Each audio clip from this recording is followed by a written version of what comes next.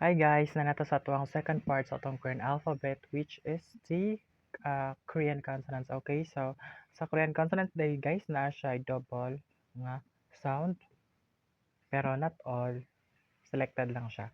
Okay, so mag-start ta sa character na may K ug J nga sound value.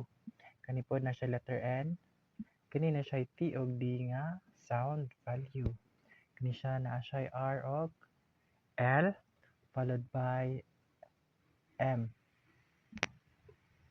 Next, dito sa P ug B nga character, sound kanin na siya S nga sound value, followed by, wala siya initial sound guys, pero na siya final nga NJ sound, followed by the J, T, Chi or J sound, then kini siya ang letter H nga consonant sa Korean language. Okay, so proceed sa four aspirated nga consonants or pinibika siya na may kasama na hangin. Okay, ito ay may case and value, ito ay may T. T, T, T, T.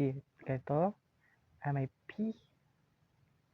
Ito naman ay may Ch, Ch, Ch. Alright.